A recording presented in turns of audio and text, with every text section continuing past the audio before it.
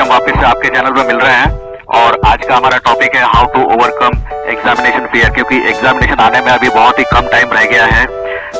CBSE का जो 10th का एग्जाम है 2019 का, वो है 15th को है, 12th का है और 21st को है 10th का है। तो इस वीडियो को आप ध्यान से देखिए, क्योंकि ये वीडियो स्टूडेंट्स के लिए भी है, पेरेंट्स के लिए भी है, टीचर्स के लिए भी है, तीनों के लिए है। तीनों के लिए मैं टिप्स एंड ट्रिक्स बताऊंगा कि how to convert your examination fear into examination joy, यानी एग्जामिनेशन का जो फियर होता है उसको हम एग्जामिनेशन जॉय में कैसे कन्वर्ट कर सकते हैं, उसका पूरा ट्रिप्स बताऊंगा मैं आपको।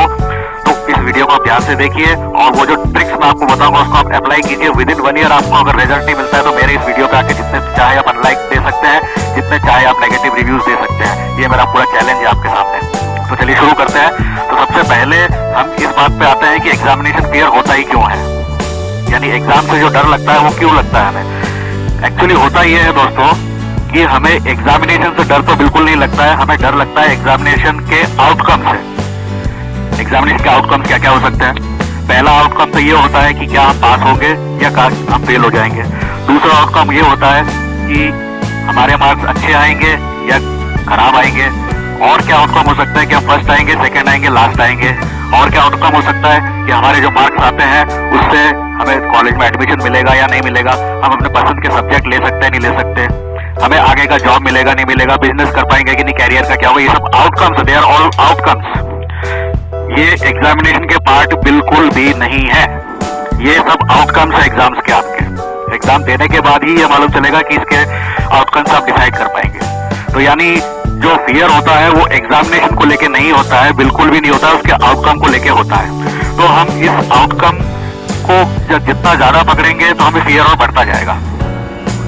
तो ये एग्जामिनेशन एक्चुअली होता क्या है? ये एग्जामिनेशन तो नाम का एग्जामिनेशन है।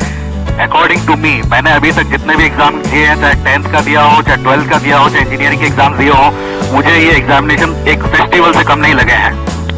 जैसे हम फेस्टिवल मनाते हैं ना, होली मनाते हैं, दिवाली मनाते हैं, ये सब मनाते हैं, तो उसमें हम क्या करते हैं? पहले से कुछ तैयारियां करते हैं। किस तरह की तैयारी करते हैं? घर में डेकोरेशन करते हैं, नए कपड़े लाते हैं, और कुछ दिवाली होती है तो पटाखे खरीदते हैं, होली होती है तो कलर्स वगैरह खरीदते हैं, मिठाइयां खरीदते हैं। ये सब तैयारी तो करते हैं ना हम लोग फेस्टिवल की। तो फेस्टिवल की तैयारी हम लोग क्यों करते हैं? फेस्टिवल का ज्यादा से ज्यादा मजा लेने के लिए। घर का डेकोरेशन हम इसलिए तो नहीं करते हैं ना कि कोई आके हमें अवार्ड दे जाएगा, राष्ट्रपति पुरस्कार दे जाएगा, इसके लिए तो बिल्कुल नहीं किया जाता है। सिमिलरली ये जो एग्जाम जो होता है आपका, ये भी एक तरह का फेस्टिवल है, इसके अंदर भी थोड़ी बहुत तैयारी करनी होती है आपको। अभी इसमें मैं जो आपको तैयारी की बात बता रहा हूँ, ये दोनों के लिए है जिन्होंने बहुत अच्छे से पढ़ाई करी है, बहुत अच्छे से सारे पेपर्स की तैयारी कर ली, उनके लिए भी है, या जिनकी तैयारी थोड़ी कम है, जिनको थोड़ा कॉन्फिडेंस लैक हो रहा है, उनके लिए भी जरूर है। तो इसमें टिप्स मैं आप शुरू करता हूँ। सबसे पहले स्टूडेंट्स के लिए बताता हूँ मैं आपको। तो स्टूडेंट्स के लिए क्या रहता है? जो 10th के एग्जाम होते हैं, जो 12th के एग्जाम होते हैं, उसमें एक फॉर्मेट फिक्स रहता है। अब वो फॉर्मेट क्या होता है? आप पिछले 10 साल के जो सैंपल पेपर्स हैं, सॉल्व्ड या अनसॉल्व्ड, दोनों को आप एक बार देख लीजिए। जितने भी दिन बचे हैं अभी आपके पास, 1 महीना बचा है, 10 दिन बचे हैं, जितने भी टाइम बचा है आपके पास, उसमें आप देख लीजिए। तो उसमें आपको क्या मिलेगा? उसमें आपको यह मिलेगा कि क्वेश्चन पैटर्न क्या होता है। लॉन्ग टाइप आंसर क्वेश्चंस होते हैं, फिर थोड़े शॉर्ट टाइप के होते हैं, कुछ ऑब्जेक्टिव्स होते हैं, कुछ मल्टीपल चॉइस क्वेश्चंस होते हैं। यही फॉर्मेट होता है एग्जाम का, और कोई दूसरा फॉर्मेट नहीं होता है। अब इसमें दूसरे स्टेप पे आता हूं मैं आपको। दूसरे स्टेप पे रहता है कि जो लॉन्ग टाइम आंसर के जो क्वेश्चंस होते हैं वो कुछ सिलेक्टेड चैप्टर्स में से आते हैं हर साल, कुछ 5-6 या ज्यादा से ज्यादा 10 चैप्टर के अलावा किसी भी सब्जेक्ट में। मैंने इंजीनियरिंग के सारे एग्जाम दिए, उसमें भी ऐसा ही होता है। कभी कभार थोड़ा शिफ्ट हो जाता है, अदरवाइज वो सेम ही रहता है। तो वो जो लॉन्ग टाइम आंसर के क्वेश्चन है, वो आप जिन चैप्टर से आते हैं उन चैप्टर में आप अच्छी कमांड बना लीजिए आप। और जब भी एग्जाम देने जाते हैं तो सबसे पहले अटैक आपका लॉन्ग टाइम आंसर क्वेश्चन पे जाना चाहिए, क्योंकि उस टाइम टाइम भी बहुत ज्यादा रहता है, तो टाइम को पूरा यूटिलाइज करना है अपने को। लॉन्ग टाइम आंसर हो सकता है 9 नंबर के होते हो या 6 नंबर, अप्रोक्सीमेट ऐसे ही कुछ होता है। तो उसको आप अगर करेंगे तो उसमें से 50% मार्क्स मिलने के चांसेस रहते हैं। अब लॉन्ग टाइम आंसर जो होते हैं क्वेश्चन, उनका आंसर देने का तरीका क्या होता है? उसमें सबसे पहले ये होता है, अगर साइंस का एग्जाम मान लेते हैं, एग्जाम्पल के लिए लेते हैं, तो उसमें सबसे पहले जो लॉन्ग टाइम आंसर होता है, उसमें सबसे पहले एक पेज को आप पूरा एक डायग्राम या फिगर बनाने के लिए यूज कर लीजिए। उस फिगर को अच्छे से लेबल कीजिए, यानी कौन सा पार्ट का क्या नाम है, क्या है क्या नहीं है, वो सब पूरा एक पेज पे आना चाहिए। एक पेज पूरा यूटिलाइज कर लीजिए आप। पेज लेने के लिए कोई कंजूसी मत कीजिए आप, एग्जामिनेशन की फीस ही आपने इसके लिए दी है। उसके बाद दूसरे पेज में आप वो जो लेबल्स लगाए हैं उनके बारे में डिस्क्राइब कीजिए कि वो जो पार्ट है उनका मतलब उसका यूज क्या है, उसका जैसे कोई ह्यूमन बॉडी का बताया आपने, तो कौन सा लंग्स का क्या यूज है उसके बारे में बताइए, उसके बारे में थोड़ा बहुत आप लिखिए, डिस्क्राइब कीजिए कि उस पूरे सिस्टम का यूज क्या है, उसके बाद आप कंक्लूजन पे आइए।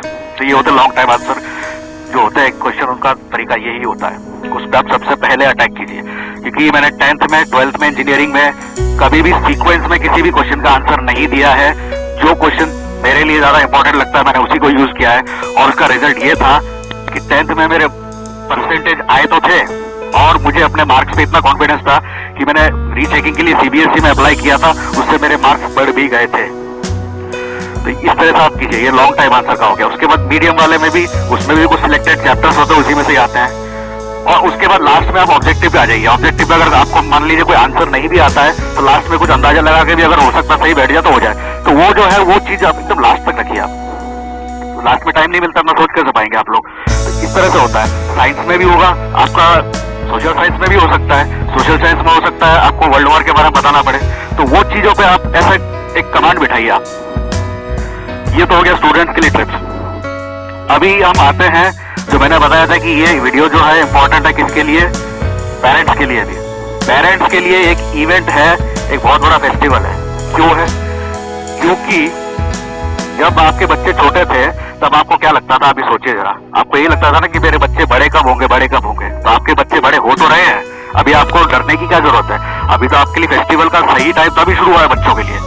आपको तो खुश होना चाहिए कि मेरे बच्चे बड़े हो रहे हैं, और अभी एग्जाम, पहला ऐसा एग्जाम दे रहा है जिससे कि कुछ मालूम चले कि बच्चे कौन सी लाइन में जा सकते हैं, या कौन से डायरेक्शन में जा सकते हैं पढ़ाई में, या दूसरी किसी फील्ड में। अभी बच्चों के रिजल्ट कुछ भी आए, पास हुए या फेल हुए, उससे कोई बहुत ज्यादा फर्क नहीं पड़ता है। अगर वो जिस सब्जेक्ट में अच्छा है, आप उस बच्चों को डिस्कस कीजिए कि बेचारा के मार्क्स किस में कम आए और क्यों आए। हो सकता है उसका किसी और चीज में इंटरेस्ट अच्छा हो सकता है वो स्पोर्ट्स में अच्छा हो सकता है वो सिंगिंग में अच्छा हो सकता है वर्ल्ड के जो बेस्ट शेफ है वो किसी दूसरे इंजीनियर से तो बहुत ज्यादा ही कमाते हैं। मैं आपको गारंटी लेके बता सकता हूँ, आप नेट पे देख लीजिएगा, आपको मालूम चल जाएगा। बहुत सारी लाइन्स हो चुकी है आज के टाइम में, ओनली स्टडीज और जॉब से ही सब कुछ होता है ऐसा नहीं। आज के टाइम में इंडिया में तो बहुत ज्यादा स्कोप है काफी सारी चीजों में, इसलिए उसको आप एक फेस्टिवल मानिए कि मेरे बच्चे बड़े तो हो रहे हैं, कम से कम एक एग्जाम तो देने जा रहे हैं। पहले जमाने में तो युद्ध में भारत में जाते थे ना, रामचंद्र जाते थे, उनके भाई जाते थे, तो उनके माताजी डरते नहीं थे, वो उसको एक उत्सव की तरह मानते थे। उनको अच्छा लगता था कि हाँ अभी तो इसी के लिए तो तैयारी कर रहा था। फेस्टिवल जो दिवाली के लिए हम पूरे साल भर तैयारी करते हैं, तो ये एग्जाम के लिए भी तो हम साल भर से तैयारी कर ही रहे हैं ना। तो अभी उस उत्सव के लिए आपको डर क्यों लग रहा है? डरने की बिल्कुल जरूरत भी नहीं है। अभी मैं आता हूँ टीचर्स के ऊपर पे। तो टीचर्स का क्या रहता है, टीचर्स के लिए तो फेस्टिवल है ही है, क्योंकि इससे उनको मालूम चलेगा कि उन्होंने जिस तरीके से, जिस स्टाइल से पढ़ाया है, जो कंटेंट पढ़ाया है, उसका अभी आउटकम कैसे आ रहा है। यानी आपके कस्टमर्स जो है स्टूडेंट्स हैं, उनके पास तक आपका जो प्रोडक्ट यानी आपका जो पढ़ाने का स्टाइल कैसा पहुंचा है, उसमें कुछ और इम्प्रूव कर सकते हैं या कुछ नया कुछ वर्जन ऐड कर सकते हैं, तो उससे आप अपने कैरियर में इम्प्रूवमेंट भी तो कर सकते हैं। आपके लिए फेस्टिवल ही तो है ही है। फेस्टिवल में तो एनर्जी मिलेगी ना, आपको अपॉर्चुनिटी ऑफ इम्प्रूवमेंट मिलेगा कि कौन से स्टाइल से पढ़ाने में कैसे बच्चे को कैसे सहायता मिलती है, उसको और कैसे इम्प्रूव किया जा सकता है।